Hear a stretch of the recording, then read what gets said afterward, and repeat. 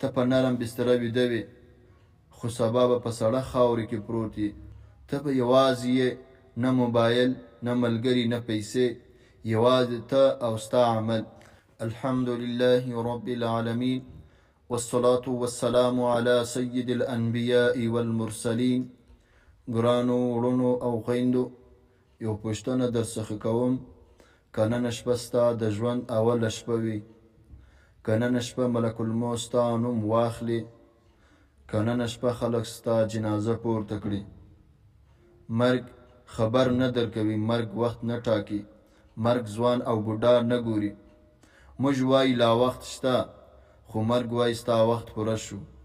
فکر وکړه، ته په نرم بستره ویده وې، خو سبا به په سړه خاورې کې پروت یې. ته به یوازې یې، نه موبایل، نه ملګري، نه پیسې، یوازې ته او ستا عمل. رسول الله صلی الله علیه وسلم وفرمایل قبر د آخرت له منزلونو لومړی منزل دی. ای مسلمان وروره، د قبر اوله شپه ډیره سخته ده. هلته به ملایکې پوښتنه کوي، ستا رب څوک دی؟ ستا دین څه دی؟ ستا نبي څوک دی؟ که ژوند دې په ګناه کې تیر کړی وي، که لمونځ دې پرې ایښی وي، که تا خلک زورولي وي، ته به څه جواب ورکوې؟ خو که تا توبه کړې وي، که تا الله ته ژړلي یې، که تا لمونځ ساتلی وي، نو همدا قبر به دې د جنت باغ شي. ای انسانه، موږ د دنیا لپاره منډې وهو، خو د قبر لپاره څه نه تیاروو. موږ کورونه جوړوو، خو د آخرت کور مو هېر کړی وي. راځه نن فیصله وکړو.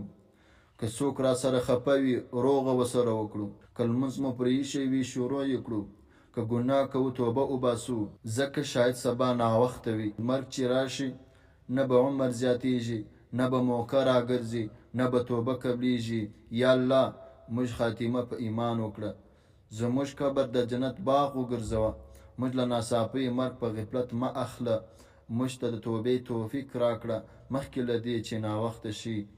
آمین یا رب العالمین.